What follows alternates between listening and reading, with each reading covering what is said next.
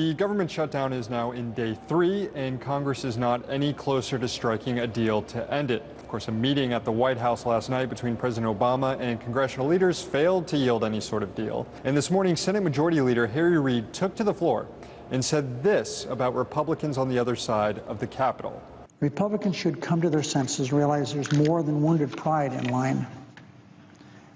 The longer this Republican government shutdown persists, the harder it will be on our economy.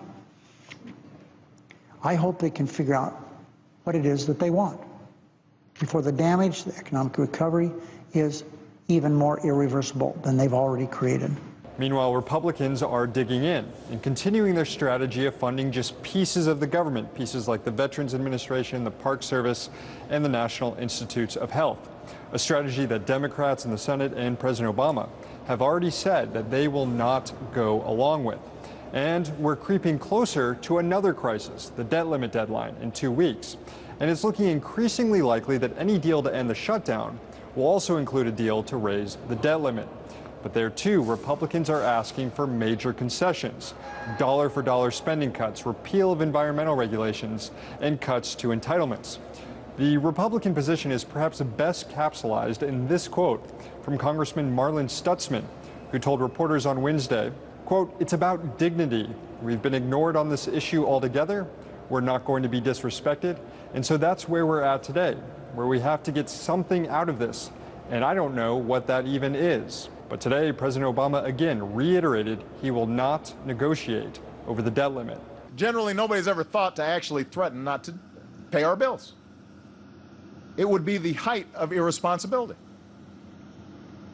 And that's why I've said this before. I'm going to repeat it. There will be no negotiations over this. Now, the Treasury Department announced this week that it is exhausting the last of its extreme measures to avoid a default, and that if Congress doesn't raise the limit in the next 2 weeks, the U.S. could be facing a catastrophic self-inflicted economic wound that could force the country back into a recession. Now, each morning here in the Senate, proceedings begin with a prayer from Senate Chaplain Barry Black. And here was his rather pointed message to members of Congress this morning. Have mercy upon us, O God, and save us from the madness.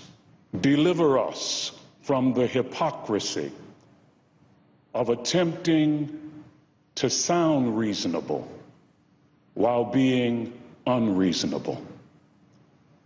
Remove the burdens of those who are the collateral damage of this government shutdown.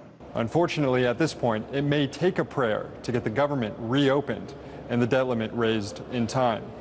From Capitol Hill in Washington, D.C., Sam Sacks, RT.